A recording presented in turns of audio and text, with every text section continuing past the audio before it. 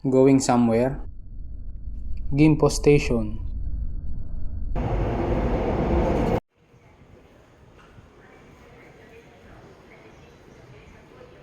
Kung inyong mapapansin, yung mga tao nag-line up na sila sa right side. Yan yung mga hindi nagmamadali. Dito na ako dadaan sa left side kasi late na ako sa appointment ko. Ayun yung pangalawa.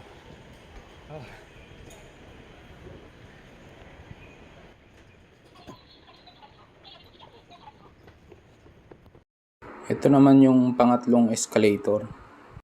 Kaya pag papunta kang airport at sa Gimpo ka dadaan, para kang akit ng langit sa taas ng escalator.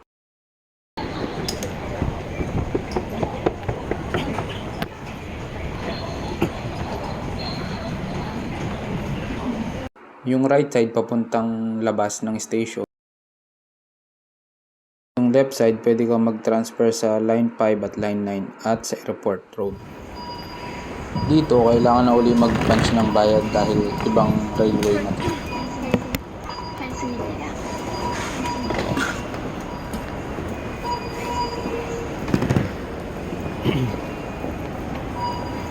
Baba naman.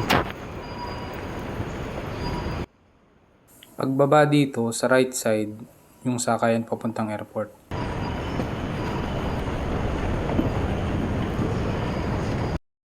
Ayun na nga, pagsakay ko, napansin ko parang iba yung istasyon na susunod. Kaya ayun, bumaba agad ako sa kasunod na istasyon para makabalik agad.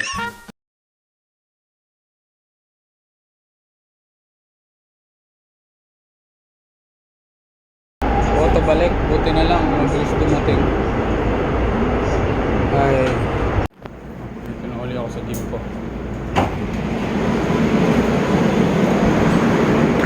Yung pang isang katangahan. Padiretso na pala ng airport yung nasakyan ko pabalik. Wala kasing gaanong signage kaya napababa na naman ako. Wait na naman ng 10 minutes. Ay. So ayun, nakasakay na ako sa tamang daan. Habang nakasakay ako, nag-ano na din ako, online check-in para dire-diretso na mamaya. Wala nang baterya.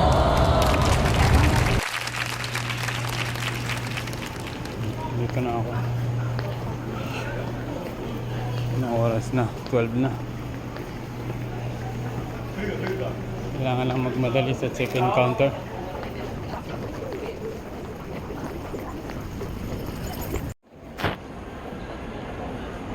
pagdating ko sa airport, hinanap ko agad yung check-in Departure. counter.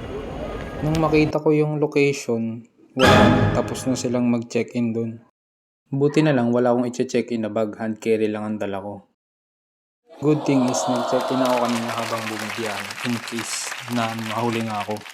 At ayun na nga, pagdating ko sa immigration, hinarang yung dalawang facial wash at saka shampoo na dala ko.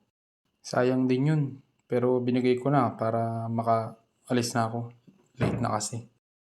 Yung boarding gate ko nasa zone 2 pa. Kailangan pang sumakay ng tren bago makarating dun. Malayo pa. Yung flight ko 12:55 pero 12 na nandito pa rin ako sa may concourse.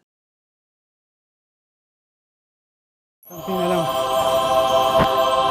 Ito na ako. At ayun na nga, sumakses din. Nakarating din sa boarding gate.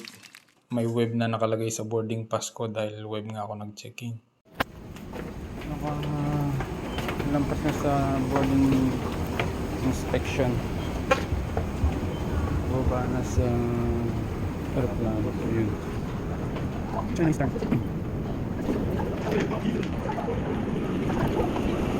AirAsia ang isa sa pinakamurang ticket.